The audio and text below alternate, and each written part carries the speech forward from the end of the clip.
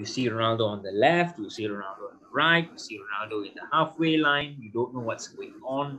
And again, this is something which who are we going to point the fingers at? Are we going to point the fingers at Fred? Of course not. We're going to be pointing the fingers at the manager, the coaching, because that's all. We started off this podcast by talking about two teams, two very well coached teams, which you can see, anybody can see. No, I think we can clearly see that they go out there and execute a game plan. But this is like as though it's Vibes Free FC, fall, like free fall. Yeah, it's just Vibes FC, no tactics, no plan, just vibes. Just vibes, Just vibes. So of course, when you get just vibes, then you're gonna get results.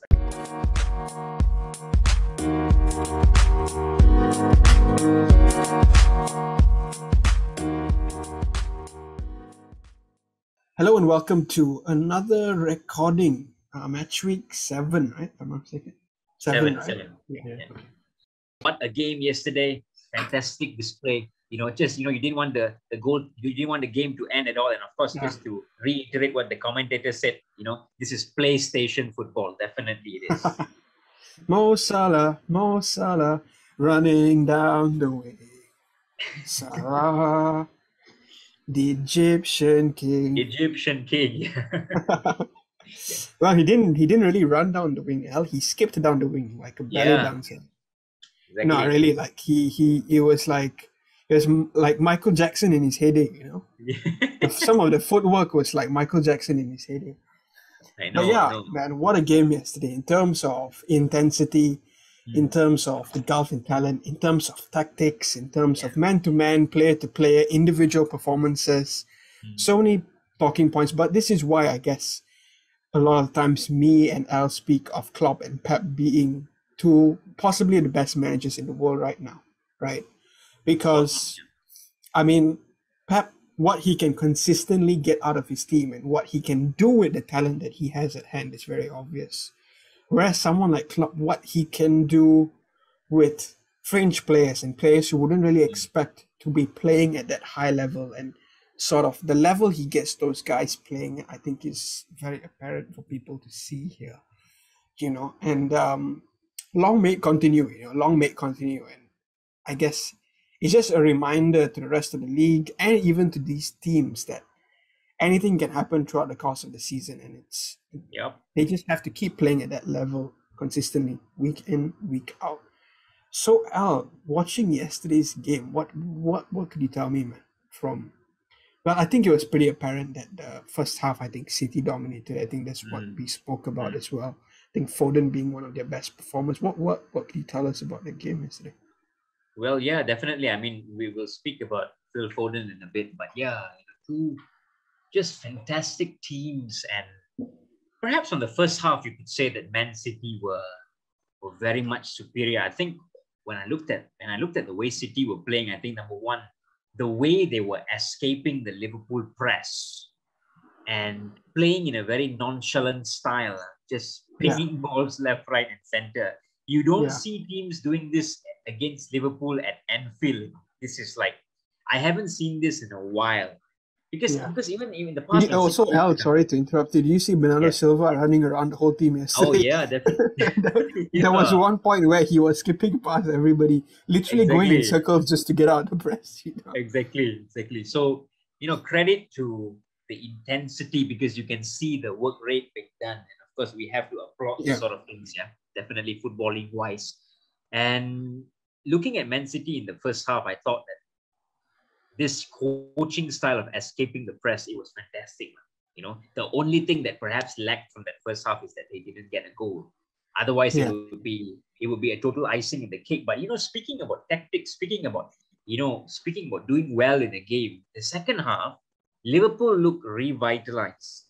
It's as though Klopp, gave them a hairdryer during the halftime break. And they came out like raging bulls. They just went all over City. There was a period of time where the second half started, and of course, until Salah got that goal, where Liverpool were very much dominant that side of things, And of course, Mo Salah, we just can't stop singing the praises for this man. Perhaps possibly best player in the world at the moment in current form, doing fantastically, doing so well, and the way he just cuts inside and he gave that ball to Sadio Mane, on For the the first play. goal. Yeah, for the first goal, fantastic. But after Salah got that goal, City woke up a little bit. Yeah. City woke up a little bit. City started pushing the envelope against Liverpool again. And of course they got that goal. Phil Foden, another one. I think that's why I was so puzzled why Guardiola didn't really start him during the early bits of the game. Maybe it's easing him in. And of course, that's fantastic management. Mustn't forget, Phil Foden is a young boy. And, Phil Foden sent James Milner back to Yorkshire many times during that game. And, James Milner was having a tough time, even with the support that Henderson was giving, and of course, great covering there. But well taken goal. He just took it, great control first time, and bang to the corner. But, after that goal, I was thinking to myself, what's going to happen? Because again, we're playing in Anfield roaring the crowd on. And, again, Mo Salah, as the commentator said, PlayStation football. If you look at that goal, and of course, to all of our listeners, you can go back and just look at the goal. There's one part where Salah rolls the ball back to him before he just cuts in and before he starts going on that run. Yeah, before he starts, that's something which you do when you're playing futsal or when you're on a cement sort of a court.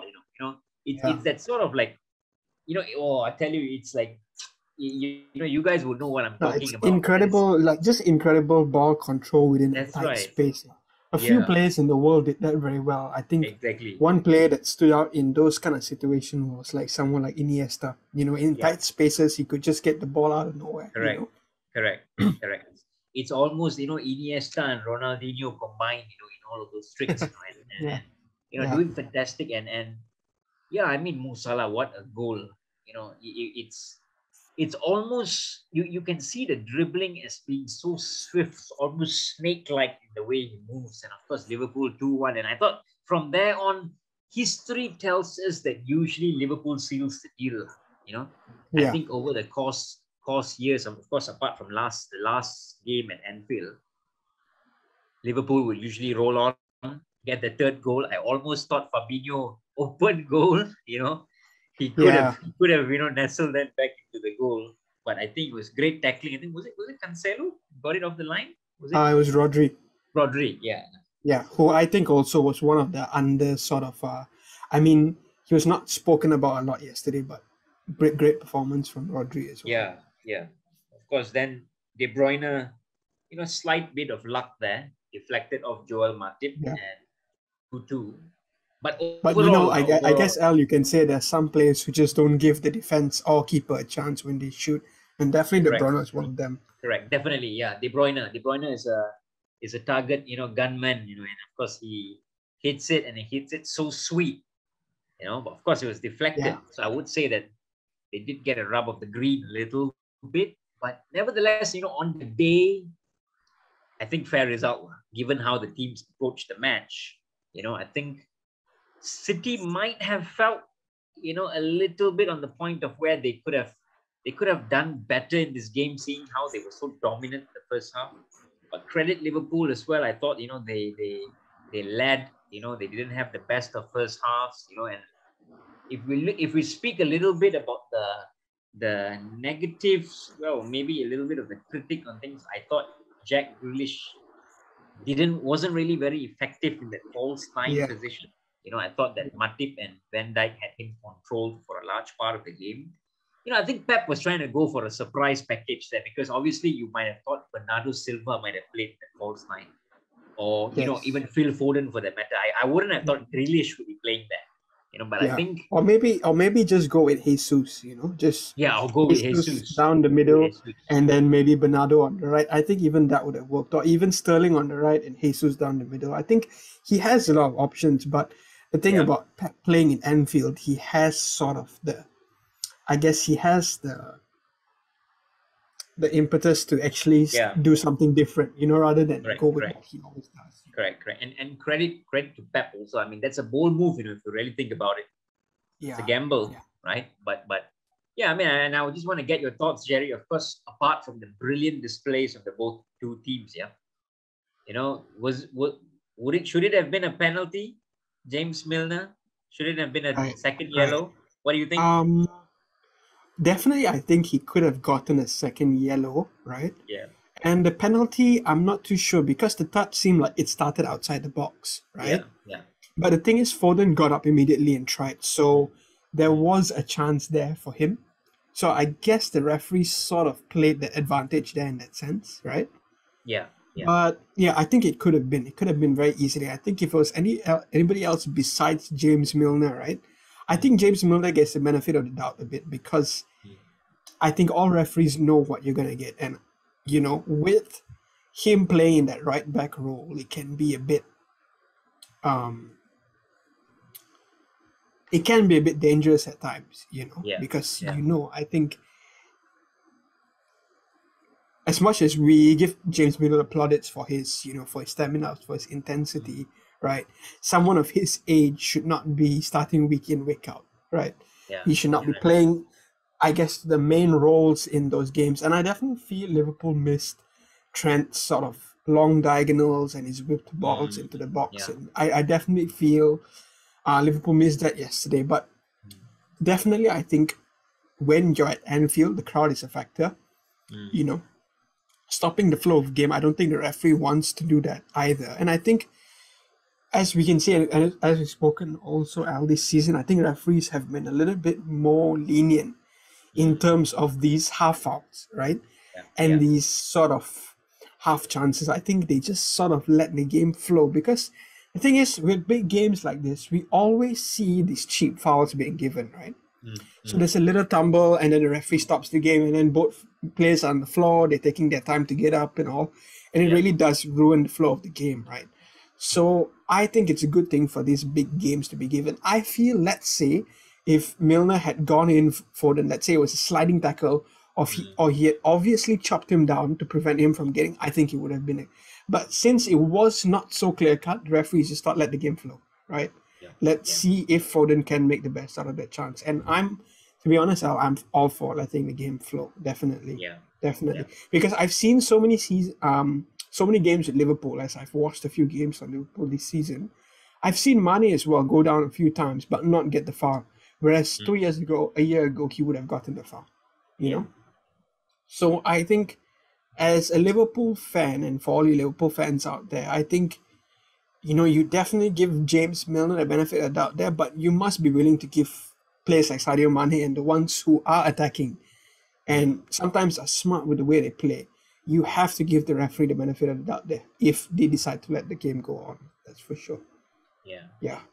But another thing I wanted to add on that game, I guess, Al, was that I think Liverpool missed Thiago as well in that game, and I think one of the things that Klopp has done with Thiago over the course of last season and this season, which other managers and players have commented on, is the fact of him to be able to stop play and slow down play, right?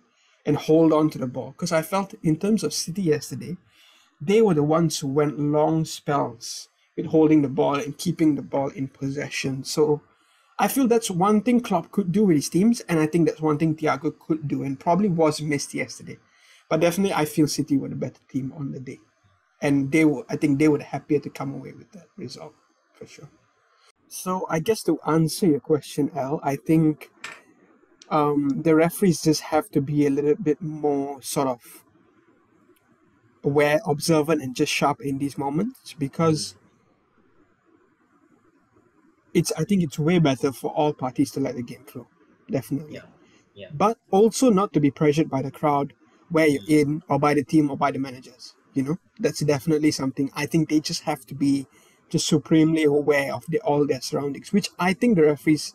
I mean, it's no place for us to tell the referees to do their job, or what kind of job they should be doing. They should be setting the standard, and us as neutrals, us as fans, we just enjoy the game for what it is. Yeah. I think as a fan, I think what all fans would want to see, and of course players as well, it's some form of consistency. whether they let it flow, whether they don't let it flow, whether it's no handball at all, whether it's ball to hand, hand to ball, anything. I think if they create a form of 5, 6, 7, 8 games where it's definitely going to be consistent over the course of those games, I think no one's going to be complaining.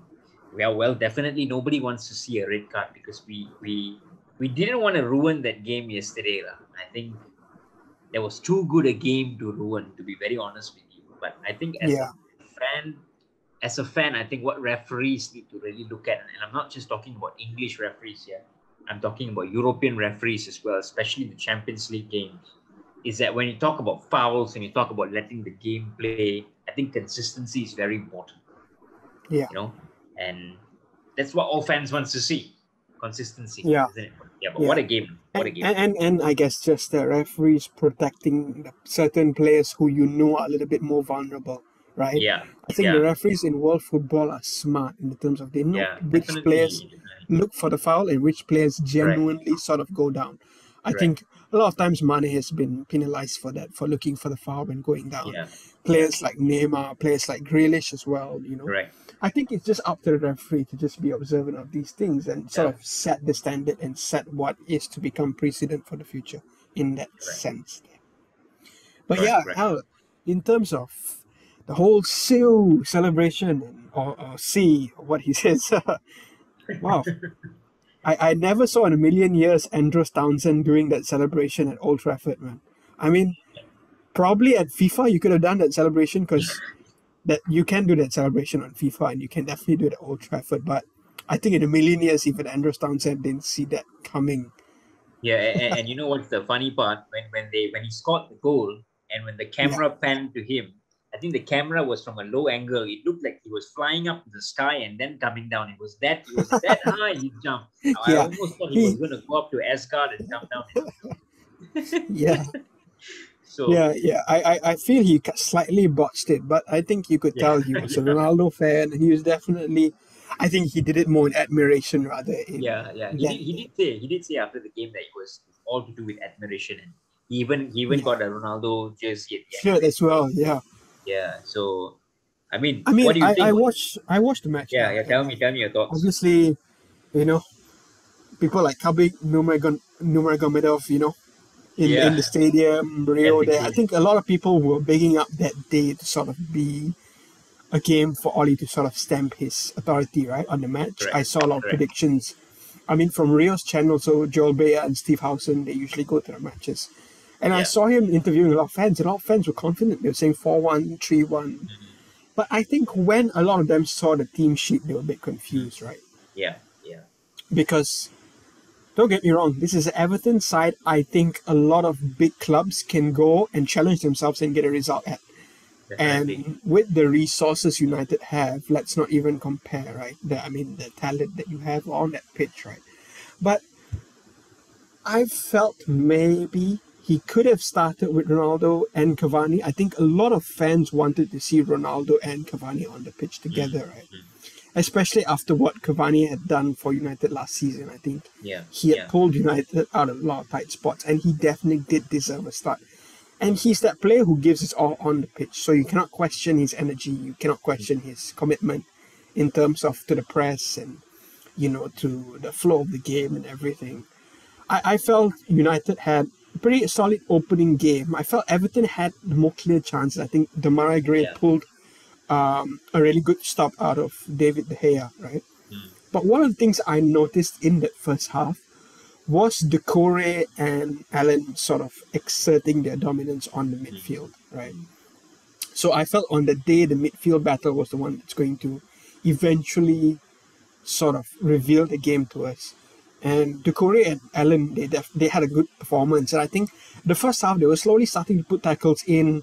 They were slowly starting to sort of exert their authority in the game. Like I said, even Anthony Gordon was one of those youngsters, right? He was given a lot of room to run because the midfield behind him was doing the work. Until that chance came for Anthony Martial. And to be fair, he buried that chance. Yeah. I think that chance was all down to Fernandez's touch. I think his touch was impeccable. I mean, it was one of those chances where it's just go on and hit it, Really, you just put your foot through it and it goes in.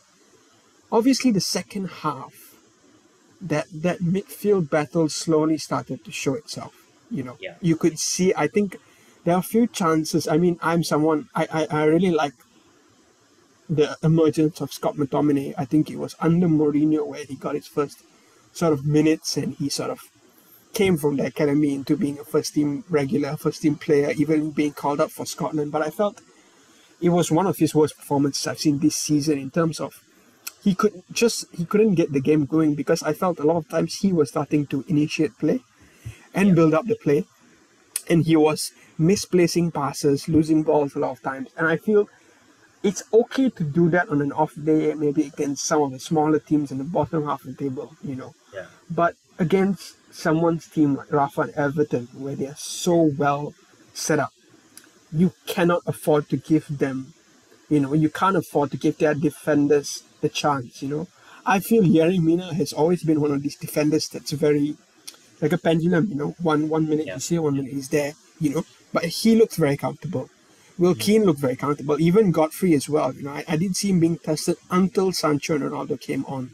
Yeah. But that was for Cavani. That was on for Cavani and Martial, which I felt, a lot of United fans would have liked to see Ronaldo and Cavani on the same pitch. I think it could have worked, but I'm surprised, because there was a moment when Jadon Sancho came on and he started running, and I saw this report by the fans after the game. That was literally that 5 minutes or that few minutes where he ran and tried to create those chances. He got the fans out of their seats, which is something I don't see from Martial.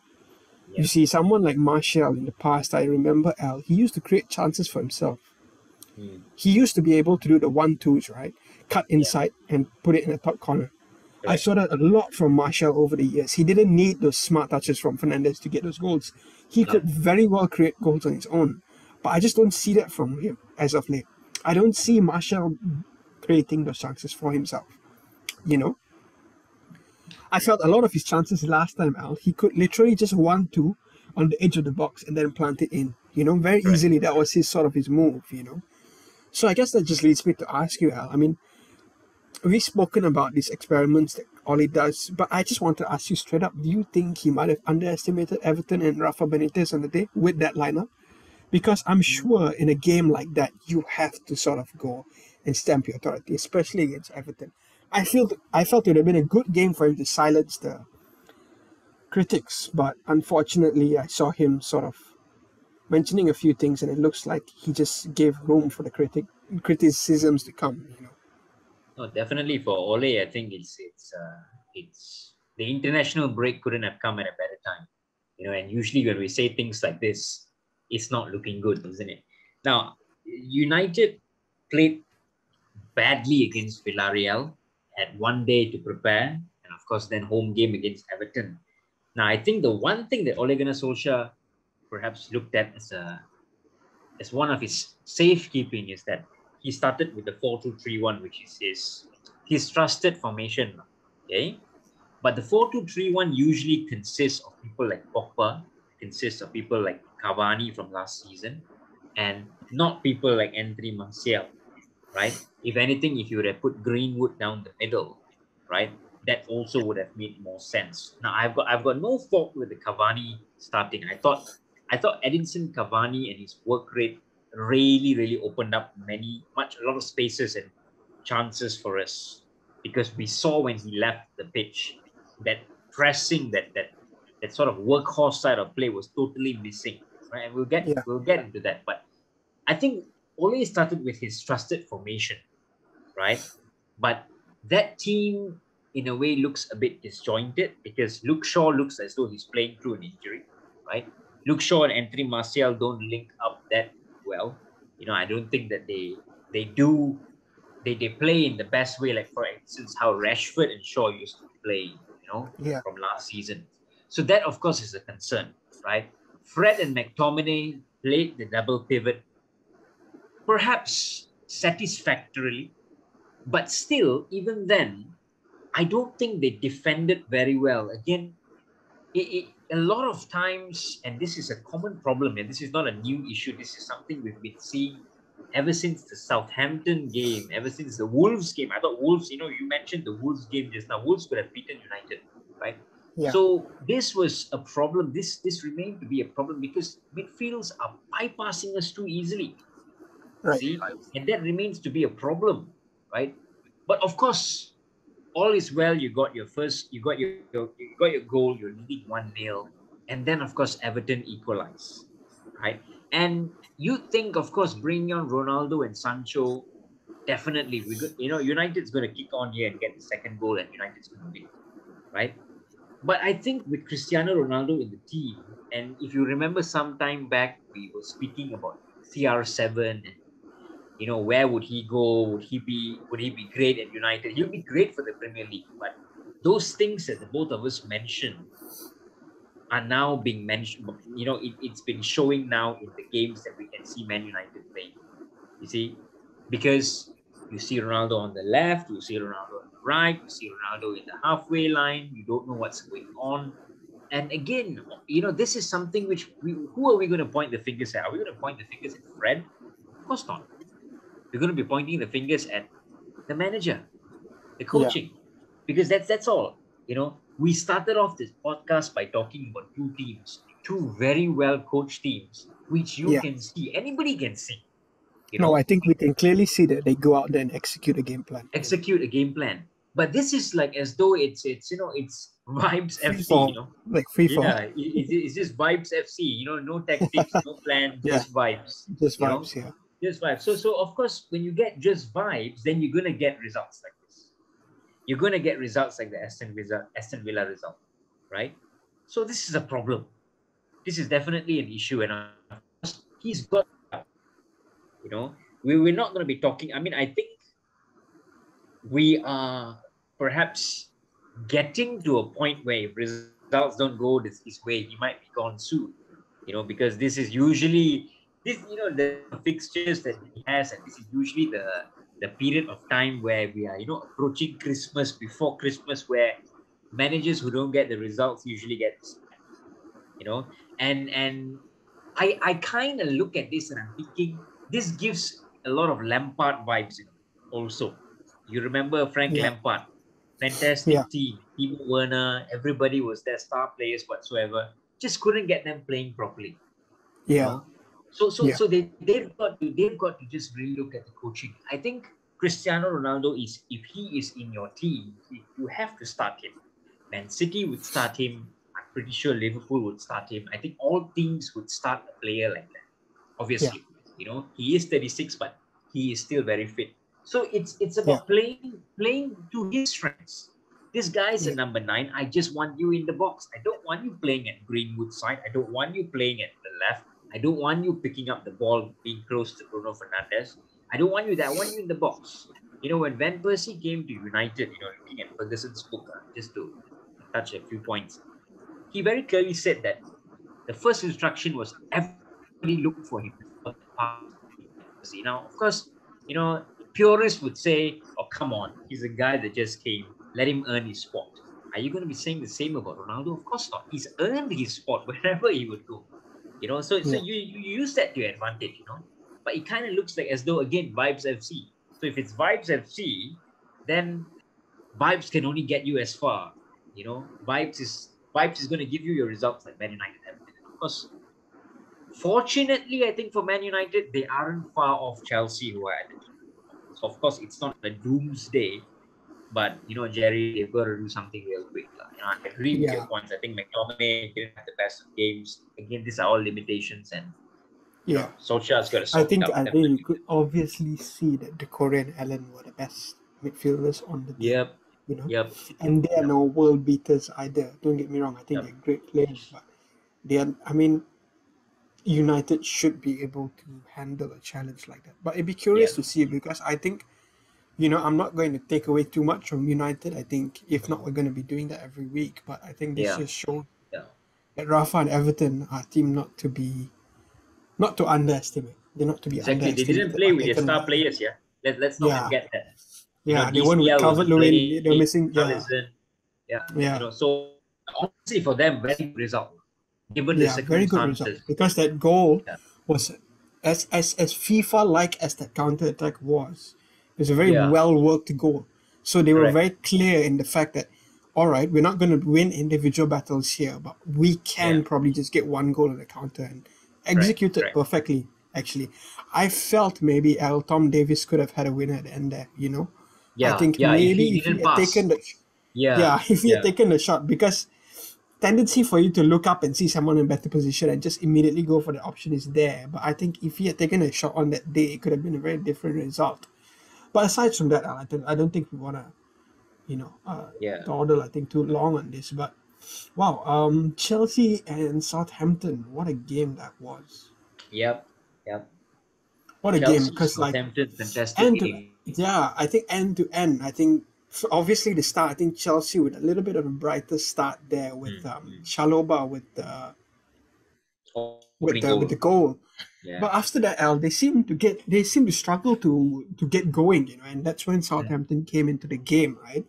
So I think Southampton ended the first half on the ascendancy, and Yeah, it yeah, seemed like they were going to give Chelsea a bit of a tough game coming out, because it seemed like one of those games where I felt that Tuchel was going to struggle to get the result, correct, right? correct, correct. And in that second half, rightly so, Southampton came up flying, and they Yeah, had that moment where Livramento was in the box and he was brought down, right, by mm, Chilwell. yeah, And Ward-Prowse got that penalty and he correct. buried that penalty against Mendy. Mm, So I think it was balanced from that point on. But just sort of 60 minutes later, right, mm, Ward-Prowse got a red card for a yeah. tackle, Game changed which completely. which you could say was a bit of a cruncher of a tackle, but that's why I think the referees have to just check and see whether, like, I feel if the player gets up and is able to walk and can move, and both sort of players just brush it off and want to move on, I think you should just let the game go on. Yeah, yeah, I think it's for these really big injuries, unfortunate incidents where you could maybe show a yellow card and really like stamp your authority on that player. mm, mm, Because that definitely changed the course of the game. Um, Obviously Ross Barkley coming on, and I think he made a big difference, I think, to that squad, because yeah, that's someone I never thought I'd seen a Chelsea jersey again, if I'm being honest, with the likes of Ross Barkley and everything. But he came on and made a bit of a difference during the game. And Mason Mount, I think Mason Mount's substitution was eventually yeah. the Also decisive turning factor in point. that game. Werner with a goal, and even Chilwell. I think the last goal by Chilwell, did you see that run of play? Yeah, you That was like whacked four it. times where they hit the bar and then like Yeah, yeah, yeah, yeah. eventually the ball went in. Even Werner as well. I think he had, well, to Werner's standards, I think he had an alright game. I think he was one of Yeah, Chelsea's most biggest threats, and he was definitely a threat on correct, the pitch. But correct. the first half, there was a goal, and he was ruled out because of a tackle by Aspilicueta, right, Yeah, in the lead up to the goal. And I think that's just sums up Werner's time at Chelsea there. How many mm, times has Werner put the ball in the back of the net and the goal's been just ruled out for something? yeah, I've seen that many times. But I think him and Hudson Odoi was a breath of fresh air. I mean, a breath of fresh air. They definitely offered something different, yeah, as well as Ben Chilwell, because for him to give away that penalty, but to come back and yeah. with that goal and Score. provide that Yeah, attacking threat, I think was good. So in terms of performance for the day, I think Barkley had a good showing off the bench. Werner, I think, had a good game and did eventually get his goal, and Chilwell as well. I think I found Lukaku to be very, very quiet. I mean, there was no clear opportunity where I could even speak about him, really. And definitely another player to look out for was Livramento for Southampton. I think he is a really good player and he's definitely very dangerous on the attack. Um, yeah, I guess in that sense, what do you think of Werner at no, Chelsea? Do you well, think do you think but he see, should be I, used? Yeah. no, And definitely. I also, think, Al, I wanted to ask you, Barkley, I think he came on there for a while and he sort of was able to show himself a little bit in the game. Do you think his days at Chelsea are done, or do you think we can see sort of Tuchel revive Barkley's career there? Because, I mean, we have seen flashes of brilliance, even, mm, him being called to the England squad and, yeah, the Euro qualifiers. He played a big part in that Euro qualifiers, but eventually wasn't called up to the England squad, you know. And I think he did fall out with Lampard towards the end there. Do you think, do you think there's a chance for him to revive his career? I think And yeah, I just I think definitely if Thomas Tuchel uses Ross Barkley in a way where this guy is a player that improves your squad depth. I don't think he can get in front of the likes of your Mason Mounts and all that, where Mason Mount is fully fit.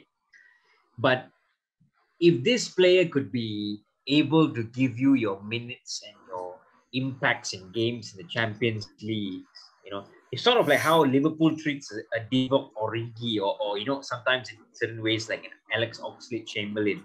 yeah, They don't play all the time, right?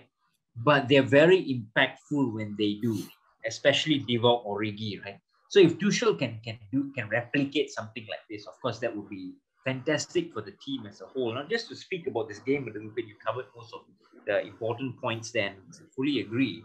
Ralph Hasenhüttl, I think, is a very structured manager. And you know what? yeah, I feel that had the game remained 11v11, this could yeah, have been another Manchester City Southampton scenario where yeah, Chelsea just could not break down. Because when the red card happened, right, what I realized is that Chelsea overloaded the spaces like mad.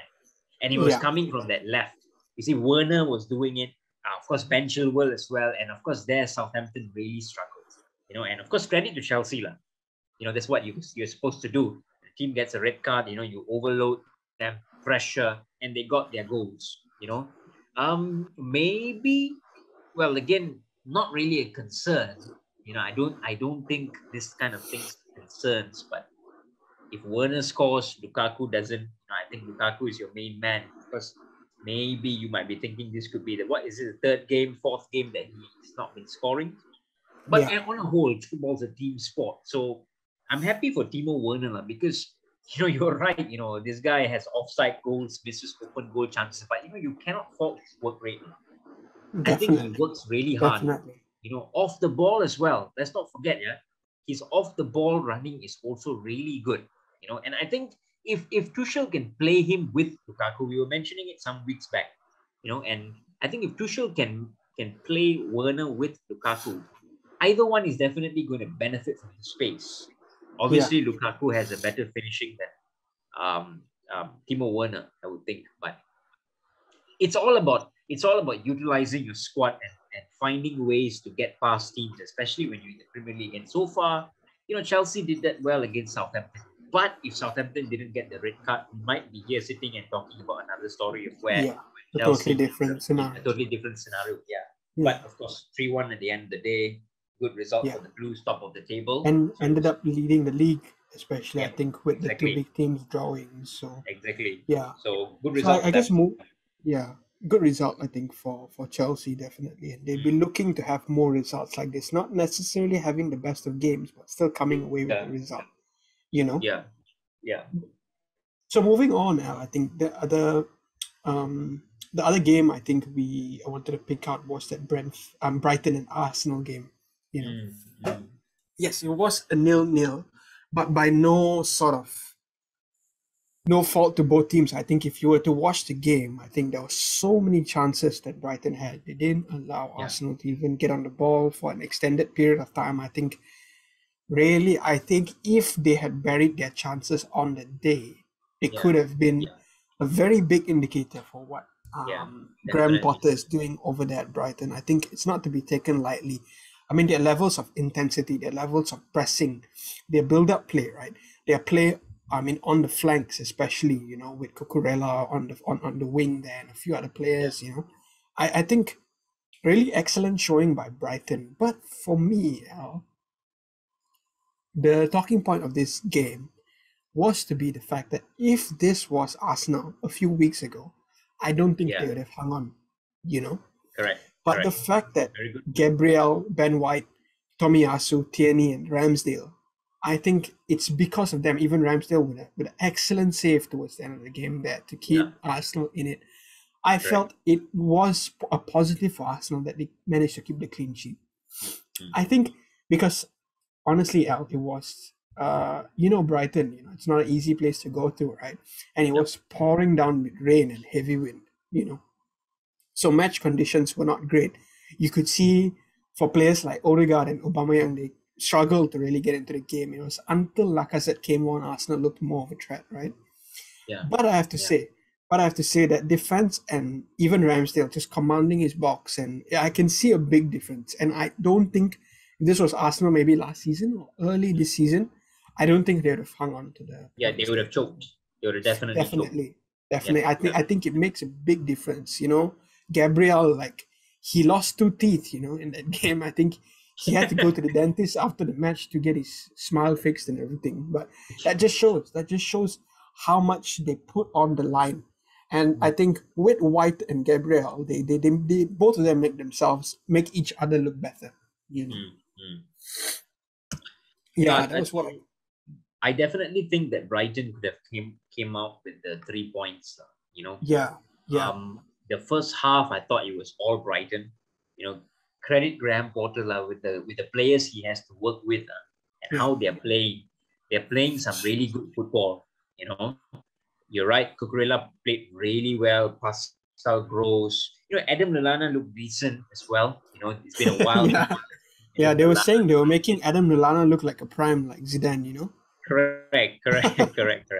Looking at Arsenal, I think that Arsenal fans, again, maybe still riding high from the derby win from last week.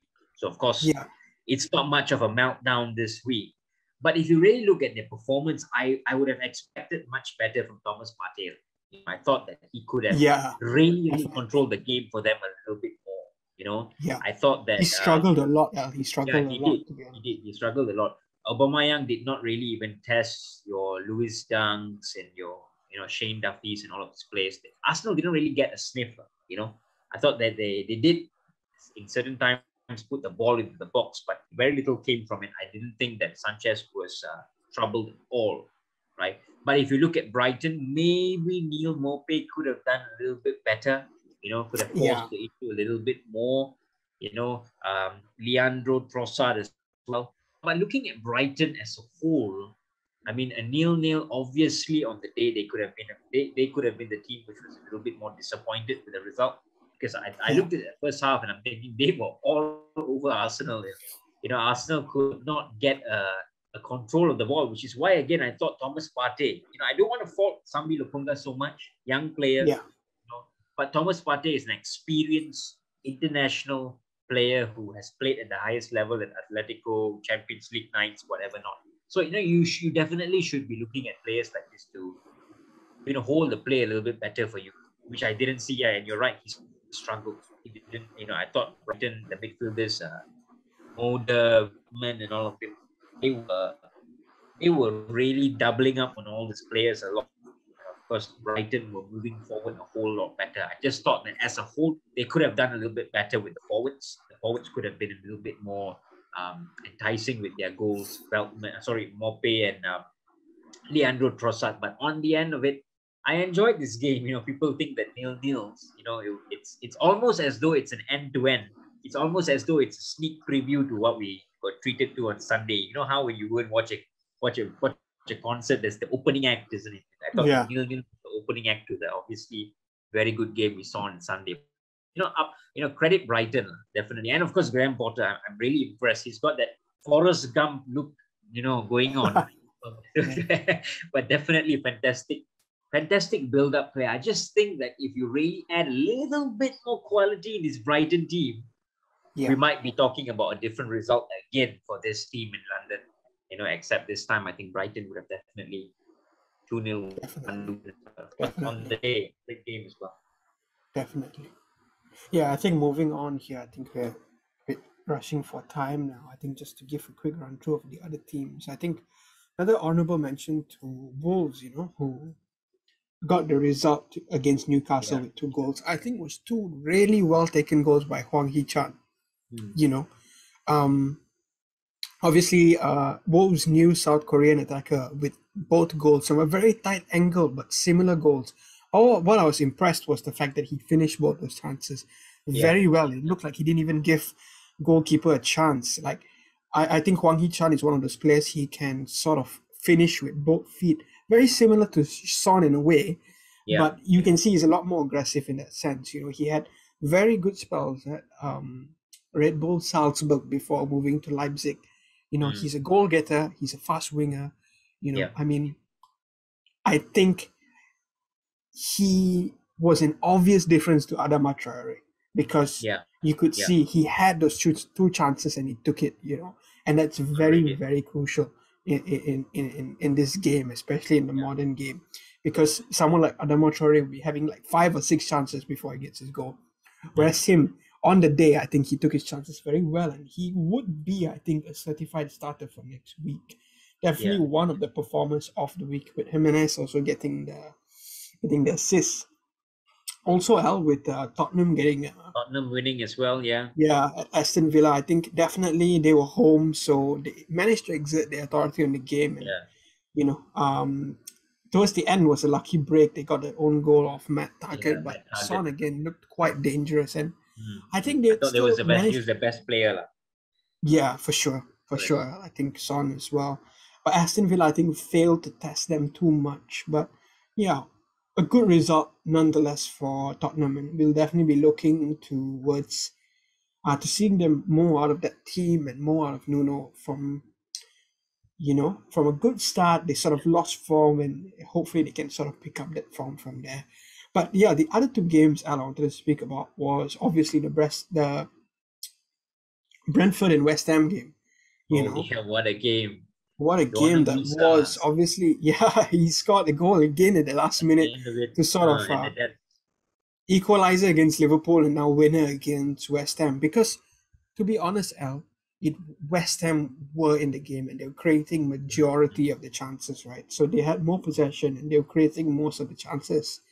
And it looked a lot like Brentford was hanging on there. I think Bowen and Antonio, I think two of their outstanding performing. But it just shows that Brentford has sort of that, they're smart in that sense. They know that they can, hang on to games but still come away with a result. And they're potent, because they finish their chances, they create chances as well. So, I mean, definitely a team to look out for, even with West Ham. I think West Ham now, Moyes just has to be smart in terms of managing the midweek sort of Europa League. And it's going to be a challenge, but I think it's a challenge that West Ham has really, it's just elevated the whole team, And Jerry, I just want to add for Brentford, right, I was very impressed with Brian Buemo. I think, from that Liverpool game to the West Ham game, this guy has been having some flyers. And of course, I know goal. He was really playing well. I thought he had a fantastic game against West Ham. He linked up with Ivan Toney well. And credit Brentford as well. I thought they deserved it. Of course, you need to ride your chances a little bit. But Joana Wissa, great goal, great celebration as well. I don't know whether you saw the celebration, the match celebration. Must be on FIFA 22 by now. But yeah, definitely good celebration. Nice to see. Yeah. Really, I think two teams that have really sort of taken the games to their opponents to each even individually standing out in their field. And obviously, I think we'll end with Crystal Palace and Leicester. Yeah. Leicester with a very good start, to be honest. Palace looked dead and buried, man. Palace looked dead and buried in that game, the first half. Yeah, because, they were creating chances. And I think Leicester's goals came from the run of play. Obviously, first mistake, Joachim Andersen letting Iheanacho get the goal there, and Vardy with a quick second goal, right? Yeah. But I think Vieira really proved himself there with that substitution, because that substitution, Michael Olise came on and he changed the game completely, and they got themselves back in the game. I think that's one player to look out for, like Michael Olise, because I was watching some of his. So he was one of the stand-up performers for Reading last year in the Championship, right? Correct. So, definitely one of the standout players for Crystal Palace when he came on and did change the game. And I'll be looking forward to see these teams. But I just wanted to ask you quickly if we can just, in a minute, just end this point here. Do you think now Leicester start? I saw an interview with Brendan Rodgers over the week, and what he had said was this was the first time they had played Europe since he had come in, right? Yeah. This is the first season they're playing Europe. So he said for all the past 3 seasons, he told his players that having a 1 week break is like having a holiday, But this is where the true test starts, having to play Europe and come back. And I think it's a great challenge for Leicester, really. And it's only going to test them, test their resolve and see whether they can come out of this, obviously, stronger in that sense. I think this is... I credit Brendan Rodgers. I think that he is a good manager. I think what he did at Liverpool, many people open their eyes, but I think it's very much sort of the same sort of downpour and downfall that we can almost smell at this point of time, because teams are not letting Leicester play like how they did. Leicester play usually with a very 4-4-2 based system where, of course, they like to release your Harvey Barnes and your Jamie Vardy's and all these things. And we don't see it much at the moment. I think that teams know to not let Tielemans to get time on the ball to pick out those passes to those forwards. Teams know that they've not got to get players like Harvey Barnes and all of this cutting in. Jamie Vardy, I know he did score. He did score over the weekend. And of course, Kelechi Iheanacho as well. But I think that when we talk about Leicester, they might have hit a little bit of a plateau at the moment. I don't... Usually, history tells us that Brendan Rodgers, does not come out of this rot because it doesn't look good for Leicester. This is almost from the start of the season that we've been seeing them a little bit below par. And it's the same players. It's the same players that we see, right? So he's got to sort it out as well. He's got to definitely sort it out, and I hope for Leicester's sake, because those are some good players in there as well, that they can rectify the issues.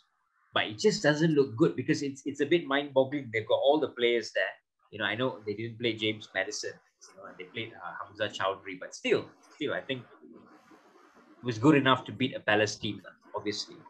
And but credit Crystal Palace that they never gave up, and Jeffrey Schlupp getting the equalizer. And Patrick Vieira happy with the result, I believe. Yeah, definitely. I think started the season below par. This I think is a season I think they all wanted to play in Europe. They all want to be competing at that level. So it's just an indicator whether they will come back stronger from this. So I think that's all from us for now. There's an international break coming up, obviously. So we'll see you after the break. And that's all from us. What a weekend of games. Ciao, guys. Take care. And we will see you soon. Yep. Catch you soon. All right. Ciao.